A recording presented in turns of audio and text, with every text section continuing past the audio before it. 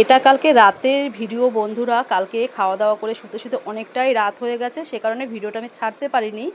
আর এই যে আমি পনির কাটছি দেখছো তোমরা, এটা মানে আমার দিদি জামাইবাবু এসছে অনেক দিন, 6-7 মাস পর দিদি আসলো।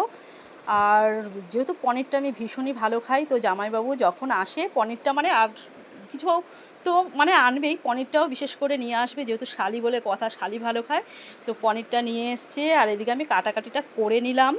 আর এইদিকে যেহেতু আজকে নিরামিষের দিন, কি করব ভাবছি, দিদি জামাইবাবু এসছে, রাত অনেকটাই হয়ে গেছে, তো রুটি আর পনির করব সেটাই আমরা ঠিক করলাম। তো এইদিকে দিদি দেখো বাড়ির গাছের মানে পুঁই শাক নিয়ে এসছে, কত মোটা মোটা ডাঁটি।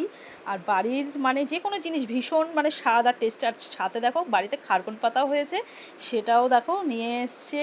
আর এই দুটো জিনিসই মানে বাড়িতে যেহেতু সার ছাড়া জিনিস, আর সে বাড়ির যে কোনো কিছুই ভীষণ মানে স্বাদ লাগে। আর এইদিকে দেখো রান্না আমি শুরু করে দিয়েছি। আর দিদি আসলে সত্যি আমার ভীষণ আনন্দ হয়। আর নিজের বলতে আমার কেউই এখন নেই, এক দিদিই আছে, বাবা মা নেই। আর বাপের বাড়িতে বাবা মা নেই, কিন্তু ভাই আছে, থাকলে কি হবে, ওই যে বাবা মা না থাকলে যেটা হয়, মেয়েদের বাপের বাড়িই থাকে না, আমাদের কপালেও ঠিক তাই।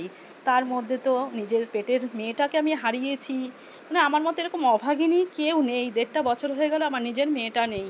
তো দিদি নিজের বলতে এক দিদি আমার রয়েছে, আর দিদি আসলে আমার ভীষণ আনন্দ হয়, খুব মানে খুশিও হই যে দিদি এসছে বাড়িতে। তো আজকে কিন্তু গরমটাও ভীষণ লাগছে। আর এখন দেখো বন্ধুরা, তরকারি হয়ে গেছে, মানে পনির, বাটার পনির করেছি।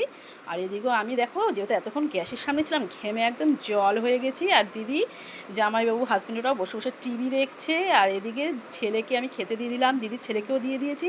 আর ছেলে বলছে মা বাটার পনিরটা দারুণ হয়েছে। আর দিদির বড় ছেলে আসেনি, দিদির এটা ছোট ছেলে। তো চলো বন্ধুরা, টাটা।